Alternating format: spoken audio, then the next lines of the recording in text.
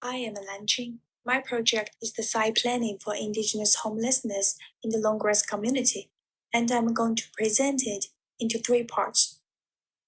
The long-grass community are mainly distributed in Java, North Territory, and TV Islands. Most indigenous homeless are hiding their camp behind long-grass, and they're being called long-grassers. There are 20 species of mosquito bite people in the North Territory, and to be labeled as serious pests to carry virus and spread disease.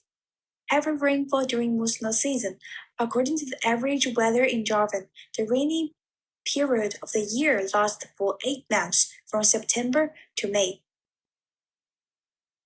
From an indigenous worldview, land and cultural customs are the foundation of wellness and are significant for elevating indigenous homelessness. Nearly 50% of long-grassers drink 6 or more days a week, and that median week consumption is 75 standard drinks. Jones 2015 stated that the rate of smoking among indigenous population is more than twice of the non-indigenous population. The emergency. So the current emergency of the homelessness in the long-grass community is rough living condition and mental physical health problem. The homeless people camp in Java is overcrowding, and this situation can exacerbate family tensions, which will eventually lead to domestic violence. The camp can only be described as basic rough living, no running water, toilet, or bathrooms around the tent. The long-term alcohol addiction and smoking cause more serious disease to them to lead higher mortality rates. According to the Agon 2010, people living in the homeless camps are already doing it tough, and mosquito plague hit them even harder. So through analyzing a serious problem in this long-grass community, my first emergency response is to design a comfortable shelter for those people to live. I designed the shelter from 5 aspects. Firstly is the lifespan of the shelter. Secondly is the timelessness and the construction speed. Due to the light construction material using, it's easy to assemble and dismantle by 4 to 6 people. Thirdly is the support with sanitation and hygiene promotion. In order to create a clean living space, I used the emergency floor to help people to get rid of the wet dirt and the crates on the bottom of the shelter to keep away from moisture.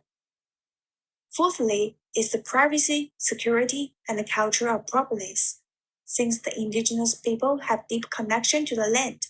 So I designed a space in front of every shelter for them to do gardening, and this might help them to keep their attention away from the alcohol and smoking. Finally, is the suitable size and shape of the shelter.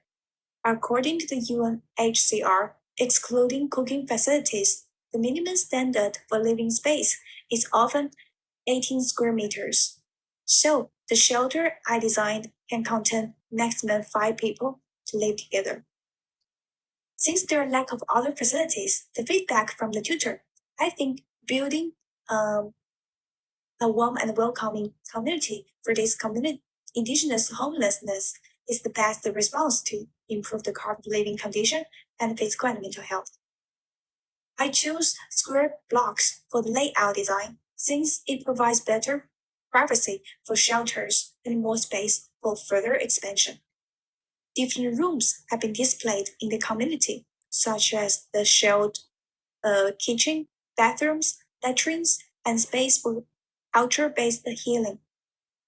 And there is an area for doing physical exercise to improve people's physical health. The space for culture-based healing can make them feel a sense of belonging. The warm and culture-based community can not only improve people's living quality, but also can benefit their mental health. And this is the final 3D model and the making steps. Due to the lockdown, the material I have is not enough for me to make the whole community, so I only made a 3D model for the shelter. In terms of the material using, paper tube as the primary material of the shelter is low cost, strong structure which have a long lifespan. It's waterproof and fireproof, and it can be reused and cycled later. The emergency floor made up by the shipping pallets covered with plastic capes is low cost, lightweight, waterproof, and reduced camp's waste as well.